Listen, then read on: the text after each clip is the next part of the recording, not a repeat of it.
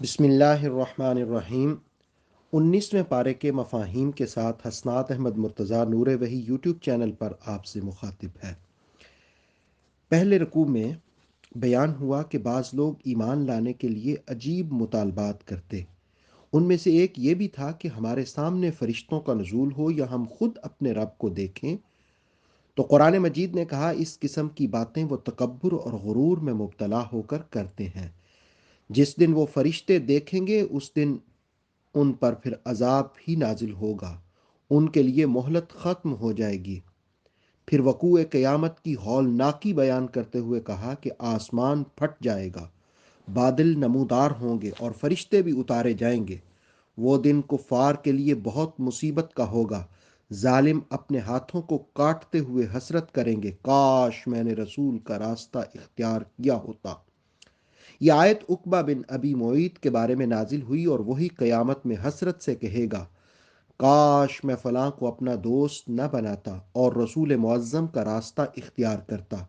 اس کے دوست ابئی نے اسے قرآن کی جانب مائل ہونے سے روکا، اور شیطان ہمیشہ مشکل وقت میں ساتھ چھوڑ جاتا ہے۔ ایسے ہی شیطان کی پیروی کرنے والی قوم کے بارے میں رسول کہیں گے، اے میرے رب، میری قوم نے قرآن کو چھوڑ دیا تھا۔ دراصل ہر نبی کے مخالفین جرائم پیشہ لوگ ہوتے ہیں۔ کافر یہ بھی کہتے ہیں کہ قرآن ایک بار ہی کیوں نازل نہیں ہوا۔ اللہ پاک نے فرمایا، مخالفین جو الزامات اور اعتراض کرتے ہیں، ہم آپ کے قلب کو قرآن کے ساتھ مضبوط کرتے رہیں گے۔ 18ویں پارے کے دوسرے رکوع میں انبیاء کرام اور ان کی قوموں کا ذکر ہوا۔ جن قوموں نے آیات کو جھٹلایا اور رسولوں کی تکذیب کی، ان کو ہلاک کر دیا گیا۔ اس رکوع میں پہلا حوالہ حضرت موسیٰ و حضرت ہارون کا دیا۔ وہ فرعون کی جانب گئے۔ فرعون اور اس کی قوم نے آیات کو جھٹلایا تو اللہ رب العالمین نے ان کو غرق کر دیا۔ پھر حضرت نوح علیہ السلام کا ذکر ہوا۔ ان کی قوم نے جھٹلایا تو ان کو بھی پانی میں غرق کر دیا۔ اہل مکہ کو بتایا کہ قوم عاد، سمود اور اصحاب الراس کو دیکھو اور ان سے عبرت حاصل کرو۔ قوم لوط پر پتھروں کی بارش ہوئی۔ دیگر قوموں پر صبح کے وقت اچانک عذاب آیا۔ ان سب باتوں میں تمہارے لیے عبرت ہے۔ محبوب، جب یہ بھی ہمارا عذاب دیکھیں گے تو جان لیں گے ان میں سے کون راہ ہدایت سے بھٹکا ہوا ہے۔ آیات کو سن کر عمل پیرا نہ ہونا اس بات کی علامت ہے یہ جانوروں کی طرح ہے یا اس سے بھی بدتر۔ 18ویں پارے کے تیسرے رکوع میں اللہ کی قدرت کو بیان کیا گیا کہ یہ دیکھو، یہ سائے اسی نے پھیلائے ہیں اور وہ بڑھتے ہی جاتے ہیں۔ وہ ساکن بھی ہو سکتے تھے لیکن ایسا نہیں ہوا۔ پھر سورج کو اس کی دلیل بنایا، یعنی انبیاء تشریف لائے، ہدایت کی دعوت دیتے رہے۔ عیسیٰ علیہ السلام کے بعد ایک طویل عرصہ کوئی نبی نہیں آیا۔ زمانہ فترت کے بعد خاتم النبیین حضرت محمد صلی اللہ علیہ وسلم آسمان ہدایت پر آفتاب بن کر مبعوث ہوئے، جن کی کرنیں اور روشنیوں نے کائنات کو بقعہ نور بنا دیا۔ انہوں نے اللہ کی طرف بلایا، جس اللہ نے تمہارے لیے رات کو لباس، نیند کو سکون کا سبب اور دن کو روشن طلب معاش کے لیے بنایا۔ بارش کی خوشخبری اور ہواؤں کو وہی بھیجتا ہے، آسمان سے صاف ستھرا پانی وہی اتارتا ہے، اس کے ذریعے مردہ زمین کو حیات بخشی جاتی ہے۔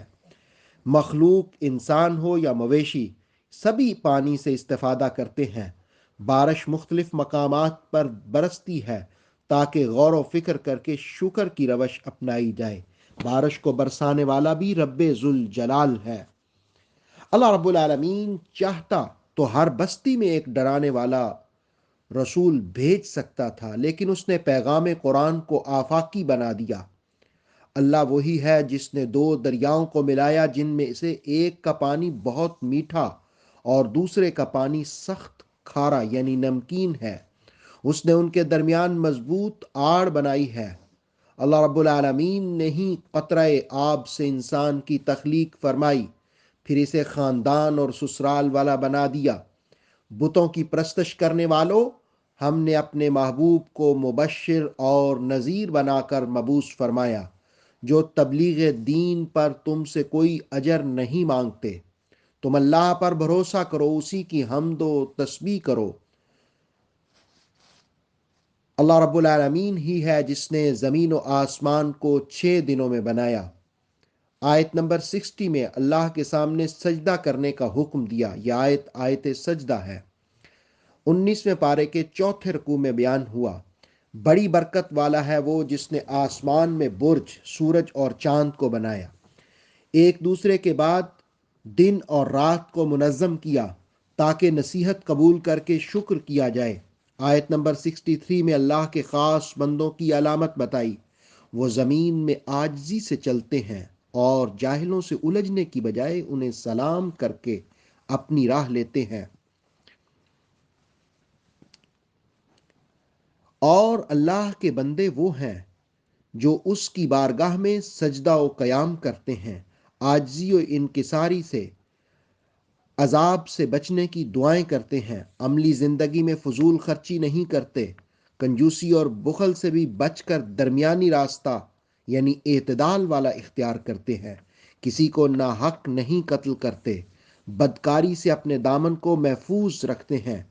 جو گناہوں کا راستہ اپنائے اس کے لیے عذاب ہے، البتہ توبہ و اعمال صالح اختیار کرنے والا اس کی سیئات کو اللہ رب العالمین حسنات میں تبدیل فرما دیتا ہے۔ اللہ معاف کرنے والا ہے جو اس سے معافی مانگتا ہے۔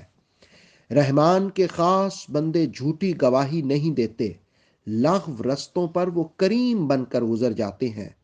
قرآن مجید کی آیات سن کر وہ اندھے اور بہرے نہیں ہوتے۔ اللہ کی بارگاہ میں وہ اپنے لیے، اپنے بچوں کے لیے، اپنی بیویوں کے لیے دعائیں کرتے ہیں اور تقوی اختیار کرنے کی جستجو کرتے رہتے ہیں۔ ان صفات کے حامل لوگ جنتی ہیں، ہمیشہ جنت میں رہیں گے۔ 19ویں پارے کے 5ویں رکوع میں سورہ شعراء کا آغاز ہوا۔ اس کے 11 رکوع ہیں اور 227 آیات ہیں۔ اس کی 224 نمبر آیت میں شعراء کا لفظ استعمال ہوا۔ اس سورہ مقدسہ کا آغاز حروف مقطعات سے ہوا، پھر قرآن کی عظمت اور اس کی آیات کے روشن ہونے کو بیان کیا۔ رسول کریم علیہ السلام کو تسلی دی کہ اگر یہ منکرین ایمان نہیں لاتے تو آپ ان کے غم میں اپنی جان ضائع نہ کریں، آپ غم نہ فرمائیں۔ اگر اللہ رب العالمین چاہتا تو آسمان سے نشانی اتاری جاتی اور یہ سب اپنی گردنیں جھکا دیتے، لیکن ان کی روش یہ ہو چکی ہے کہ ہر نصیحت سے یہ منہ موڑتے ہیں، آیات کی تکذیب کرتے ہیں، آپ کا استہزاء کرتے ہیں، نشانیوں اور معجزات کا مطالبہ کرتے ہیں۔ اگر یہ حق کی جستجو رکھتے ہیں تو انہیں چاہیے اپنے ارد گرد دیکھیں، سبز لہلہاتے کھیت، تر و تازہ باغات، انہی میں ان کے لیے ہدایت حاصل کرنے کی کئی نشانیاں انہیں مل جائیں گی۔ سورہ شعراء میں مختلف انبیاء کرام کا ذکر ہوا۔ 19ویں پارے کے 6 رکوع میں بھی نبی کا ذکر ہوا اور ان کی قوم کا ذکر ہوا۔ جس نبی کا اس رکوع میں ذکر ہوا وہ حضرت موسیٰ علیہ السلام ہیں۔ آپ کو کہا کہ فرعون کی طرف جائیں اور اس کو دعوت دیں۔ آپ نے عرض کیا، میرے رب میں ان کے پاس جاؤں اور وہ مجھے جھٹلا دیں، میری زبان میں لکنت بھی ہے، اس لیے میرے ساتھ ہارون علیہ السلام کو بھی وحی فرمائیں۔ اور پھر دوسرا یہ کہ ان کی جانب سے مجھ پر قتل کا الزام بھی ہے۔ اللہ رب العالمین نے فرمایا آپ خوف محسوس نہ کریں، آپ دونوں یعنی حضرت موسیٰ و ہارون فرعون کی طرف جائیں اور ان سے کہیں میں رب العالمین کی جانب سے بھیجا گیا ہوں، تم میری قوم بنی اسرائیل کو غلامی سے آزاد کرو تاکہ میں انہیں لے کر آبائی وطن شام کی جانب ہجرت کروں۔ فرعون نے حضرت موسیٰ کی یہ باتیں سن کر کہا کہ کیا آپ نے اپنی زندگی کے کئی سال ہمارے پاس نہیں گزارے؟ آپ نے کیا ان سب سالوں کو فراموش کر دیا؟ اور دوسرا آپ کے ذمے ایک قبطی کی جان بھی ہے۔ اس پر حضرت موسیٰ علیہ السلام نے دوسری بات کا جواب پہلے دیا کہ قبطی میرے ہاتھوں غلطی سے مارا گیا تھا، جب وہ میرے ہم قوم سے جھگڑ رہا تھا تو میرے مکے سے اس کا کام تمام ہو گیا تھا اور میں یہاں ٹھہرا रब्बुल आलमीन के हुक्म से ही यहाँ से गया था। जहां तक नेमत पर एहसान की बात है तो ए फिरौन, तूने बनी इसराइल को गुलाम बना रखा है, मुझ पर तुम एहसान फरामोशी की बात करते हो। तुम जरा अपने रवैये पर गौर करो। फिरौन कहने लगा, रब्बुल आलमीन की हकीकत क्या है? हजरत मूसा अलैहिस्सलाम ने फरमाया, जमीन व आसमान और उसके दरमियान हर चीज का वही रब है, पालने वाला है। फिरौन ने अपने दरबारियों को मुखातिब करके दलील से बात करने की बजाय इल्ज़ाम आयद कर दिया। देखो ये तो दीवाना हो गया। हजरत मूसा ने फरमाया, वो अल्लाह मशरिक व मगरिब और उनके दरमियान जो कुछ भी है उसका वो रब है। फिरौन ने इस पर धमकी आमेज लहजे में कहा, अगर आपने मेरे सिवा किसी और को खुदा बनाया तो मैं आपको कैद कर दूंगा। आपने फरमाया, मैं तुम्हारे पास मोजज़ात लेकर आया हूं। उसने कहा, दिखाइए अगर आप अपने दावे में सच्चे हैं। आपने अपना आसा डाला, वो अजदहा बन गया। आपने हाथ बाहर निकाला, वो रोशन हो गया। 19वें पारे के 7वें रुकू में भी हजरत मूसा अलैहिस्सलाम के मोजज़ात का जिक्र हुआ कि आपने जिस वक़्त मोजज़ात का इजहार किया तो फिरौन अपने दरबारियों से कहने लगा, ये तो बड़ा माहिर जादूगर है, अब तुम बताओ, अपना मशवरा दो। दरबारियों ने कहा कि इन्हें मोहलत दो और हर शहर से माहिर जादूगर जमा करते हैं ताकि इनका जादू ख़त्म किया जा सके। फिरौन ने सारे मुल्क से जादूगरों को बुलाया तो जादूगरों ने कहा कि अगर हम गालिब आ गए तो हमें क्या इनाम मिलेगा? तो इस पर फिरौन ने कहा, तुम्हें अपना मुकर्रब बना लूंगा। मूसा अलैहिस्सलाम ने इन जादूगरों से कहा कि तुमने जो करना है करो। उन्होंने मैदान में रस्सियां फेंकी, वो सब सांप नजर आने लगी। मूसा अलैहिस्सलाम ने कहा, बस तुमने जो डालना था डाल लिया? उन्होंने कहा, हाँ। तो मूसा अलैहिस्सलाम ने अपने असा को डाला, उन सब का जादू खत्म हो गया। जादूगरों ने मूसा अलैहिस्सलाम का ये मोजज़ा देखकर सारे के सारे सजदे में गिर गए और कहने लगे, हम जहानों के रब पर ईमान लाए जो मूसा और हारून का रब है। फिरौन ने कहा, मेरी इजाजत से पहले ही तुम ईमान ले आए। जरूर तुम सब ने मिलकर एक चाल चली है। मैं तुम्हारे हाथ और पांव मुखालिफ तरफों से काट दूंगा और सबको सूली पे चढ़ा दूंगा। उन्होंने कहा कि अब हमें कोई परवाह नहीं, हम रब्बुल आलमीन पर ईमान लाए हैं, वही हमारी खताओं को माफ करने वाला है। 18वें पारे के 8वें रुकू में इसी वाक़े को आगे बयान किया कि इस मंजर को देखने के बाद मिस्र भर से लोग जमा थे। फिरौन ने हर शहरी में मनादी की कि एक छोटी सी जमात है जिसने अफरा तफरी मचाई हुई है, हम इनके बारे में मोहतात हैं। हजरत मूसा बनी इसराइल को लेकर निकले। फिरौन और उसके लश्कर ने ताकुब किया। सुबह के वक़्त दोनों लश्करों ने एक दूसरे को देखा। बनी इसराइल ने फिरौनियों को देखा तो परेशान हुए। हजरत मूसा ने फरमाया, परेशान ना हो, मेरे साथ मेरे रब की मदद शामिल है। आपने अपने असा को दरिया पर मारा, 12 रस्ते बन गए, बनी इसराइल गुजर गए। फिरौन और उसके लश्कर ने उसमें कदम रखा और जिस वक़्त सारे फिरौनी दरिया में गए तो हज़रत मूसा अलैहिस्सलाम ने अपना असा मारा, वो पानी जारी हो गया। फिरौन और उसके लश्कर वाले गर्क हो गए। हज़रत मूसा अलैहिस्सलाम की बरकत से बनी इसराइल को निजात दी। 19वें पारे के 9वें रुकू में हज़रत इब्राहीम के वाक़े का जिक्र हुआ।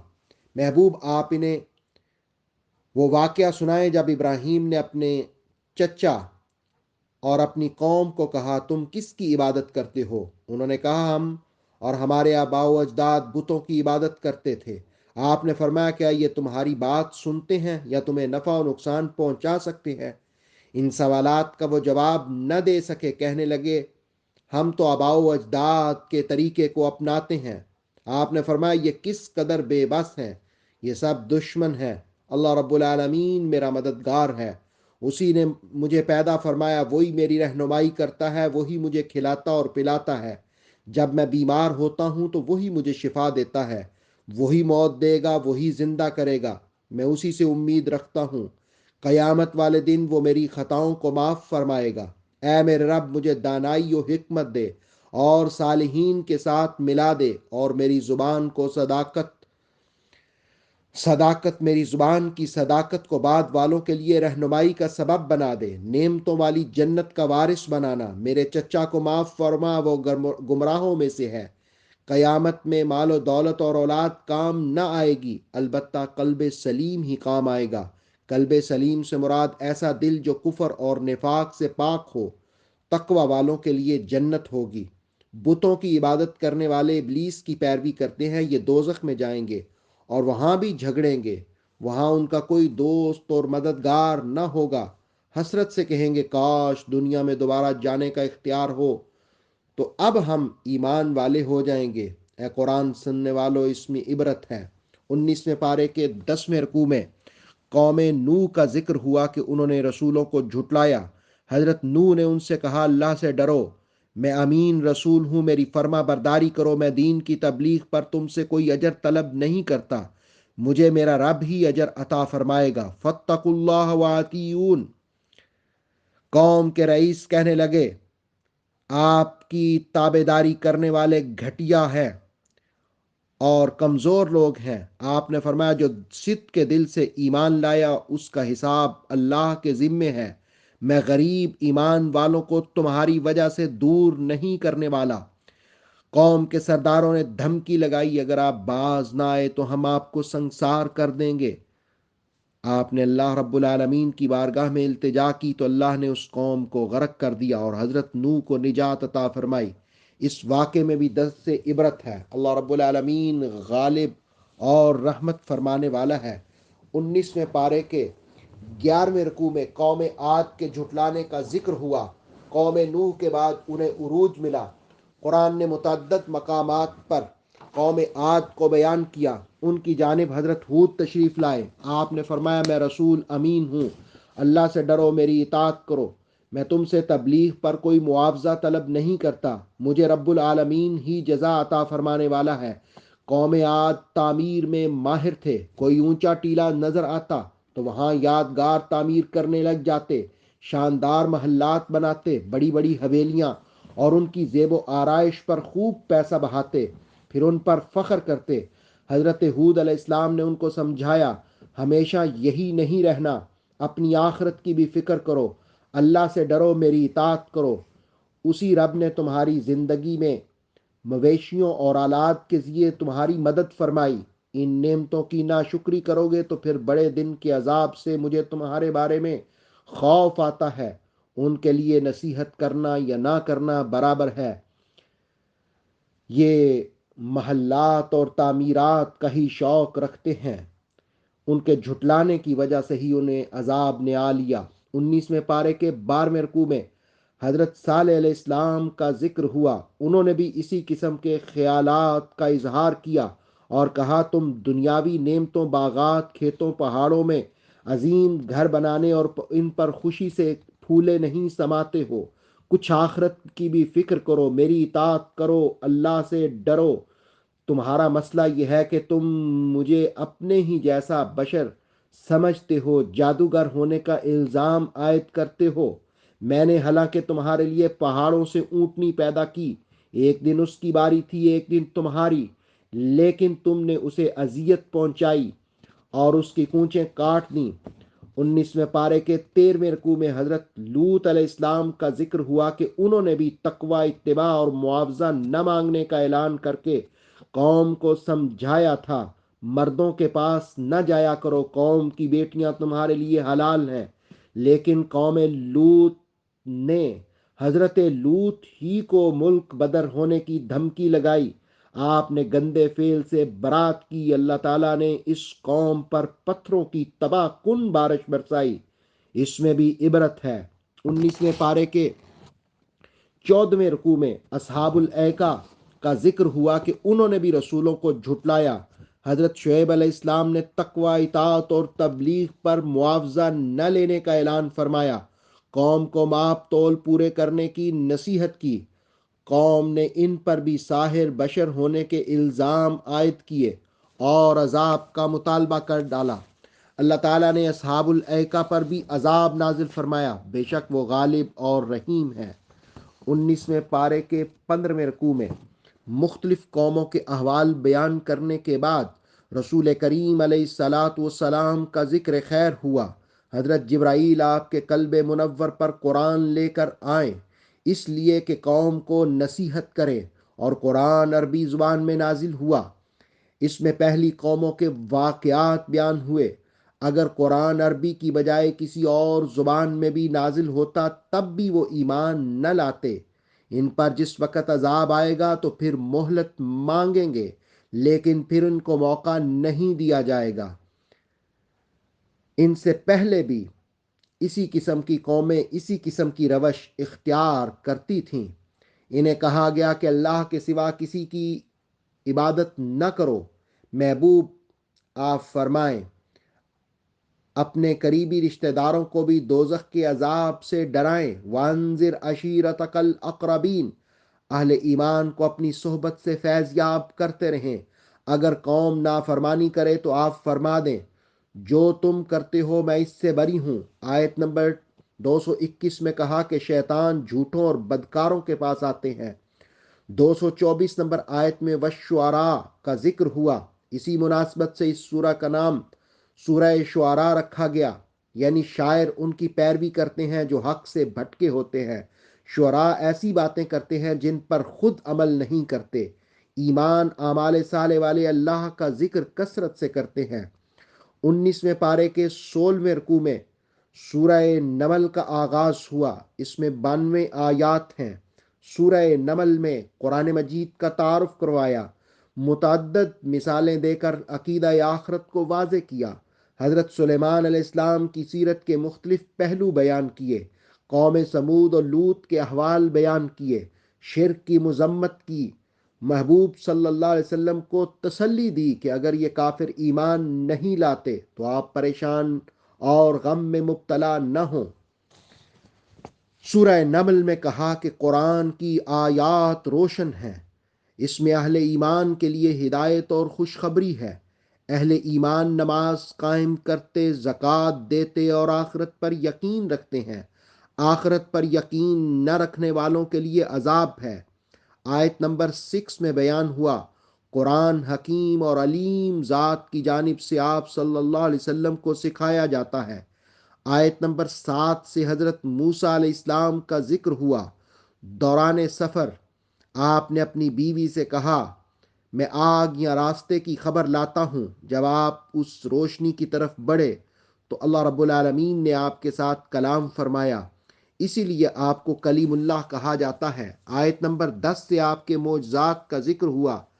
ان میں پہلا یہ کہ عصا نے اژدہا کی صورت اختیار کر کے سب کو حیران کر دیا۔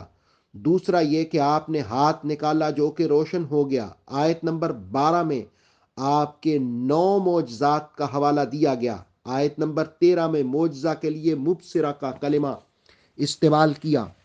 19ویں پارے کے 17ویں رکوع میں حضرت داؤد اور حضرت سلیمان علیہ السلام کا ذکر ہوا کہ ان کو علم اور فضیلت سے نوازا گیا۔ حضرت سلیمان علیہ السلام اپنے والد گرامی حضرت داؤد کے جانشین بنے۔ اللہ تعالیٰ نے آپ کو پرندوں کی بولی اور کثرت سے نعمتیں عطا فرمائیں۔ حضرت سلیمان علیہ السلام کے لشکر میں انسان، جن، پرندے سب نظم و ضبط کے ساتھ شریک ہوتے۔ آیت نمبر 18 سے حضرت سلیمان اور چیونٹیوں کا واقعہ بیان ہوا۔ آپ اپنے لشکر کے ہمراہ رواں دواں تھے۔ ایک ایسی جگہ سے آپ کا گزر ہونا تھا جہاں چیونٹیوں کی آبادی تھی۔ چیونٹیوں کی سردار نے چیونٹیوں سے کہا، اپنی بلوں میں چلی جاؤ، سلیمان کا لشکر گزرنے والا ہے، کہیں وہ بے دھیانی میں تمہیں روند ہی نہ دیں۔ حضرت سلیمان علیہ السلام نے 3 میل کے فاصلے پر اس چیونٹی کی یہ بات سنی تو آپ مسکرا دیے اور رب کی بارگاہ میں شکر ادا کیا اور دعا کی کہ مجھے نیک بندوں میں شامل فرمایا اور نیک کام کرنے کی توفیق دی۔ چیونٹیوں نے اپنے آپ کو مختلف گروہوں میں تقسیم کیا ہوتا ہے۔ کوئی گروہ دشمن کا مقابلہ کرتا ہے، کوئی گروہ خوراک اکٹھی کرتا ہے، اور ہر گروہ کا انچارج بھی الگ الگ ہوتا ہے۔ اور چیونٹیوں کو اللہ نے اتنی سمجھ دی ہے کہ گندم کے دانے کو جس وقت سٹاک کرتی ہیں تو 2 حصوں میں تقسیم کرتی ہیں تاکہ وہ اگ نہ سکے۔ مسور اور دھنیا کے دانوں کو جس وقت وہ محفوظ کرتی ہیں تو 4 حصوں میں تقسیم کرتی ہیں، اس لیے کہ مسور اور دھنیے کا آدھا دانہ ہو تو وہ بھی اگ جاتا ہے۔ ایک اور دلچسپ بات، جس گھر میں کیڑے نہ جاتے ہوں وہاں یہ الفاظ مسلسل پڑے جائیں تو ان کا خاتمہ ہو جاتا ہے۔ قالت نملۃ یا ایھا النمل ادخلوا مساکنکم لا یحطمنکم سلیمان وجنودہ وہم لا یشعرون۔ آیت نمبر 20 سے ہدہد کا واقعہ بیان ہوا۔ حضرت سلیمان علیہ السلام کے لشکر میں پرندوں کا ایک دستہ بھی شامل ہوتا۔ ایک دن ہدہد غائب تھا، آپ نے فرمایا کہاں ہے وہ؟ اگر اس نے غیر حاضری کا کوئی مناسب عذر بتایا تو اس کی بچت ہوگی، وگرنہ اس کو ذبح کر دیا جائے گا۔ تھوڑی دیر بعد ہدہد حاضر ہوا، اس نے آپ کی خدمت میں عرض کیا میں ایک ایسی خبر لایا ہوں جس سے آپ پہلے آگاہ نہ تھے۔ آپ نے فرمایا وہ کیا خبر ہے؟ اس نے کہا سبا شہر میں ایک عورت حکمرانی کرتی ہے، اس کے پاس ساری نعمتیں ہیں، لیکن وہ قوم سورج کی پرستش کرتی ہے۔ شیطان نے ان کے لیے اعمال خوب مزین کر رکھے ہیں۔ اس کے پاس بہت بڑا تخت ہے جس کی لمبائی 80 ہاتھ اور چوڑائی 40 ہاتھ اور 30 ہاتھ اونچائی ہے۔ حضرت سلیمان علیہ السلام نے فرمایا میں اس کی پوری تحقیق کروں گا۔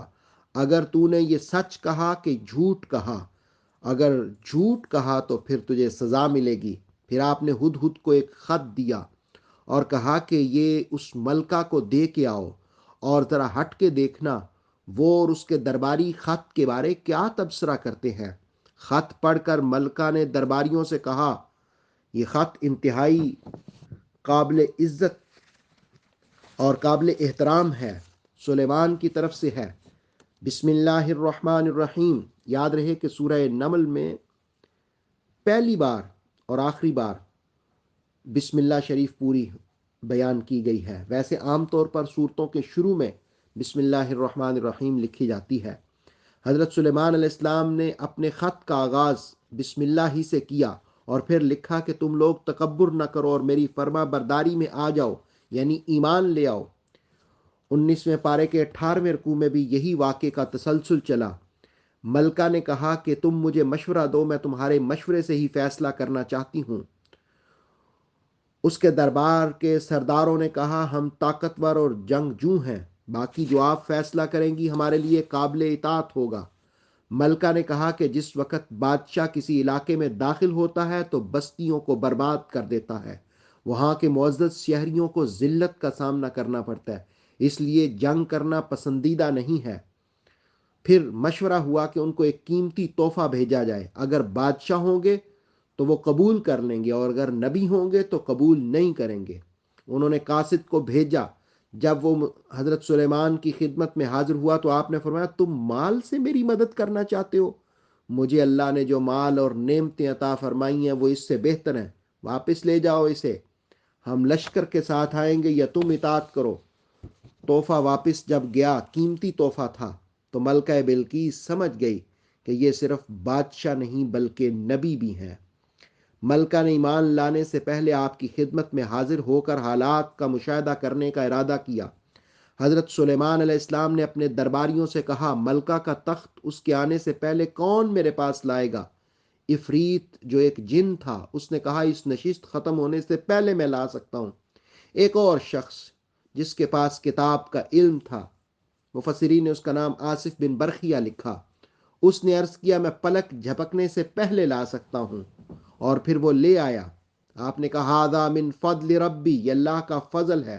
اللہ آزماتا ہے کہ اس کی شکر کیا جاتا ہے یا ناشکری کی جاتی ہے۔ جو شکر کرتا ہے اس کا فائدہ بھی شکر کرنے والے کو ہوتا ہے، اور جو ناشکری کرتا ہے اس کا عذاب بھی اسے ملتا ہے۔ ملکہ کا تخت آگے آپ نے فرمایا اس میں کچھ تھوڑی سی تبدیلی کر دو، دیکھتے ہیں وہ اس کو پہچانتی ہے یا نہیں۔ جب ملکہ بلقیس آئی تو آپ نے اس سے اسپیشل پوچھا تیرا تخت بھی ایسا ہی ہے؟ اس نے غور سے دیکھا، فوراً پہچان گئی اور کہنے لگی یہ تو بے عینی ہی وہی معلوم ہوتا ہے، اور ہمیں اس کی اطلاع پہلے ہی آنے سے مل گئی تھی کہ تخت آپ کے پاس پہنچ چکا ہے۔ جب وہ محل میں داخل ہوئی، بلور یعنی شیشے کا فرش بنا ہوا تھا، اس نے خیال کیا یہ گہرا پانی ہے۔ اس نے اپنی پنڈلیوں سے کپڑا اٹھایا، آپ نے اسے فرمایا یہ پانی نہیں بلکہ بلور کا فرش ہے۔ اسے اپنی غلطی کا احساس ہوا، اس نے اپنی غلطی کا اعتراف کیا اور ساتھ ہی اپنے مسلمان ہونے کا بھی اعلان کیا۔ 19ویں پارے کے 19ویں رکوع میں بھی اسی واقعے کا تسلسل ہے کہ جس وقت اس نے اپنے مسلمان ہونے کا اعلان کیا تو پھر اس کی قوم بھی مسلمان ہو گئی، اور پھر اس رکوع کے اندر قوم سمود کا بھی ذکر ہوا کہ جس وقت ان کی طرف نبی تشریف لائے تو وہ قوم جھگڑوں میں مبتلا ہو گئی۔ حضرت صالح نے کہا، نیکی کی بجائے تم برائی کا ارتکاب کرنے میں کیوں جلدی کرتے ہو؟ رب سے بخشش طلب کرو۔ وہ کہنے لگے، ہم آپ کو برا شگون لیتے ہیں۔ آپ نے فرمایا، تم برا شگون ہو اللہ کے ہاں، تم فتنے میں مبتلا ہو۔ اس قوم نے اونٹنی کی کونچیں کاٹنے کے بعد یہ سازش کی کہ حضرت صالح علیہ السلام کو قتل کر دیں، اور اس کے لیے انہوں نے خفیہ تدبیر بنائی کہ رات کے وقت اکٹھے مل کر ان پر حملہ کریں گے۔ اتفاق کی بات یہ ہے کہ جس رات انہوں نے یہ کام کرنا تھا، اللہ رب العالمین کی خفیہ تدبیر بھی حرکت میں آئی، اور اسی رات اللہ رب العالمین نے ان پر عذاب نازل کر دیا۔ آیت نمبر 54 میں حضرت لوط کا بیان ہوا کہ آپ نے اپنی قوم کو نصیحت کی، لیکن ان کی قوم باز نہ آئی تو ان پر بھی عذاب آ گیا۔ حضرت لوط کو نجات دے دی گی۔ اور سپارے کی آخری آیت میں وَسَلَامٌ عَلَىٰ عِبَادِهِ الَّذِينَ اصْطَفَىٰ، ان بندوں پر سلام ہو جس کو اس نے چن لیا، اور پھر اس کے ساتھ الحمدللہ بھی کہا، الحمدللہ بھی کہا۔ تمام تعریفیں اللہ کے لیے جو تمام جہانوں کا پالنے والا ہے۔ 19ویں پارے کے مفاہیم کے ساتھ حسنات احمد مرتضیٰ کو اجازت دیجیے۔ انشاءاللہ 20ویں پارے کے مفاہیم کے خلاصے کے ساتھ جلد حاضر ہوں گا۔ اتھینٹک اسلامک نالج کے لیے دیکھتے رہیے نور وحی YouTube channel. Please like, subscribe and share.